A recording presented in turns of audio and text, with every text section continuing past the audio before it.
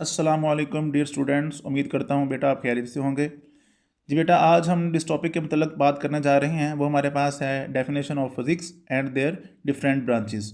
और ये हमारे पास जो टॉपिक है वो न्यू नाइन्थ, जो हमारे पास नया सिलेबस आया है नाइन्थ क्लास का पीटीबी का, उसमें से चैप्टर नंबर 9 में से हम डिस्कशन करेंगे branches of physics and definition of physics. तो सबसे पहले बेटा हम डिस्कशन करते हैं फिज़िक्स की डेफिनेशन को। The branch of science that deal with the study of matter, energy and there interaction. यानी कि फिजिक्स डेफिनेशन में ये बताती है कि मादा और उसमें एनर्जी और उसके दरमियान आपस के अंदर जो इंटरेक्शंस होंगे हमारे पास, वो हमारे पास एक फिजिक्स कहलाती है। ठीक है जी। अब हमारे पास मादा क्या होता है, मैटर क्या चीज़ है, यानी कि ऐसी चीज़ जो वज़न रखती है, जगह घेरती है, वो तमाम की तमाम हमारे पास मैटर्स हैं। जैसा मैं कहूँ कुर्सी है, मेज़ है, पत्थर है, ठीक है जी, और कार है, तमाम की तमाम चीज़ें क्या है, मैटर हैं। अब इनके दरमियान मेरे पास जो भी इंटरेक्शन हो रही होगी इसकी एनर्जीज़ के दरमियान, ठीक है जी, और आपस में पार्टिकल की कोलाइजन की वजह से हीट एनर्जी जनरेट हो रही है। ठीक है जी, मैं पत्थर को ज़मीन पर ज़ोर से मारा, उससे साउंड एनर्जी क्रिएट हुई। ठीक है, या जो है वो जनाब मेरे पास गाड़ी एक मूव कर रही है, उसकी मूवमेंट की वजह से वो हीट अप हुई है या नॉइज़ क्रिएट कर रही है। ठीक है, उसकी स्पीड चेंज हुई है या कम हुई है। ये तमाम के तमाम फेनोमेना मेरे पास फिज़िक्स की लैंग्वेज में अंदर ही आते हैं। ठीक है जी।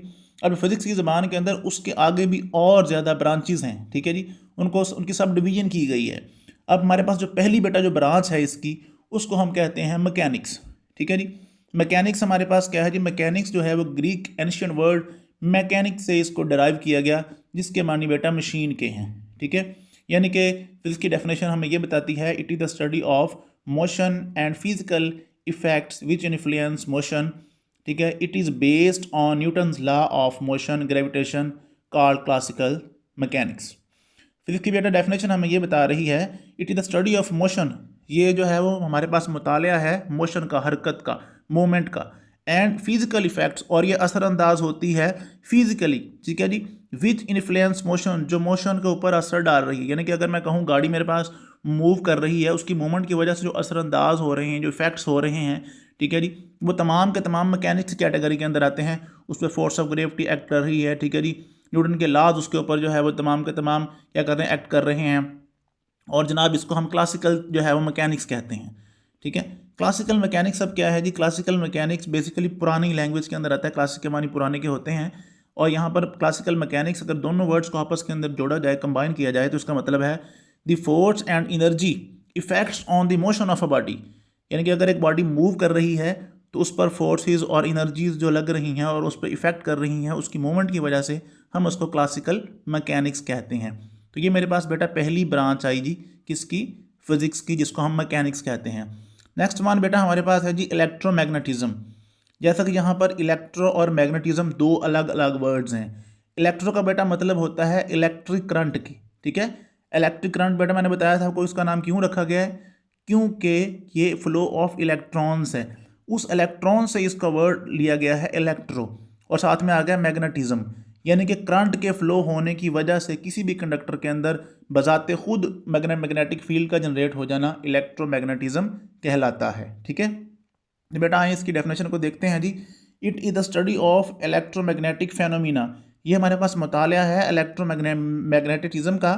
फेनोमिना कहते हैं अमल को, एंड म्यूचुअल रिलेशनशिप, और बाहमी तल्लक है between the electric current and magnetic field. यानी कि अगर मैं किसी एक कंडक्टर को जो है वो एक बैटरी के साथ अटैच करता हूँ, तो उस बैटरी से वोल्टेज जो अप्लाई होंगे उसमें बेटा जो मौजूद कंडक्टर के अंदर इलेक्ट्रॉन्स होंगे वो फ्लो होना शुरू हो जाएंगे। ठीक है, तो बेटा हम उसको कहते हैं इलेक्ट्रोमैग्नेटिज्म। ठीक है बेटा, नेक्स्ट हमारे पास बेटा जो ब्रांच है फिजिक्स की वो हमारे पास है जी ऑप्टिक्स। तो ऑप्टिक्स के मानी होते हैं बेटा लाइट के, रोशनी के। ठीक है, it is a study about the visible light, it is called optics. यानी कि ये हमारे पास फिजिक्स की वो ब्रांच है जिसमें हम विजिबल लाइट के मतलब स्टडी करें। अब आपके जहन के अंदर बेटा ये क्वेश्चन अराइज हो रहा होगा कि विजिबल लाइट के मतलब हम क्या स्टडी कर सकते हैं। तो बेटा हायर लेवल के ऊपर जो है वो दो प्रकार से स्टडी होती है, और भी काफ़ी सारे मेथड्स हैं, लेकिन दो बड़े मशहूर जो है वो मेथड है। एक हमारे पास है जी लॉ, कानून है, लॉ ऑफ रिफ्रैक्शन, और एक हमारे पास है लॉ ऑफ रिफ्लेक्शन। दोनों जो है वो सेम साउंड करते हैं, सुनाई देते हैं लफ्ज़, लेकिन एक दूसरे दोनों आल्टर हैं। जो रिफ्रैक्शन है उसका मानी बेटा होता है आर पार, यानी गुजरने वाला, और रिफ्लेक्टेड के मतलब होते हैं टकरा कर वापस आना। अब ये गुजरना किसका है और रिफ्लेक्टेड जो है वो टकरा कर वापस आना किसका, यानी कि लाइट का, रोशनी का। ठीक है, तो ये हम इसके मतलब स्टडी करते हैं। ठीक है जी। और इसका यानी कि हमारे पास जो इंसिडेंस एंगल है, यानी कि हम किस एंगल से लाइट को जो है वो फॉल कर रहे हैं, ठीक है, अपने जो है वो पार्टिकल के ऊपर। ठीक है, यानी कि अगर मैं यूँ कहूँ मेरे पास मटेरियल मौजूद है, ठीक है जी, जिसके मैं कहूँ एक मेरे पास ग्लास है, एक मेरे पास जनाब जो है वो एक मिरर रखा हुआ है। तो ग्लास बेटा दोनों के मानी शीशे के हैं, लेकिन जो मिरर मेरे पास है उसमें से लाइट रिफ्लेक्ट करेगी, लेकिन हमारे पास जो ग्लास होगा उसमें से लाइट गुजर जाएगी, आर पार हो जाएगी। ठीक है, तो हम इनके मतलब स्टडी करते हैं, लाइट किस एंगल से हमने जो है वो फॉल की। ठीक है जी, वहाँ पर हमारे पास फोकल लेंथ क्या थी, उसकी प्रिंसिपल एक्सिस क्या था। तो एक ऐसी मुख्तलिफ स्टडी को हम जो है वो ऑप्टिक्स का नाम देते हैं। तो उम्मीद है आपको बेटा वीडियो पसंद आई होगी। हमारे चैनल को जरूर सब्सक्राइब करें, वीडियो को लाइक करें, शेयर करें, और इंशाल्लाह जो है वो नेक्स्ट इसकी जो ब्रांचेस रह गई हैं 2-3, उनको हम नेक्स्ट वीडियो के अंदर डिस्कशन करेंगे। ओके बेटा, अपना ख्याल रखिएगा। अल्लाह हाफिज़, बेस्ट ऑफ लक।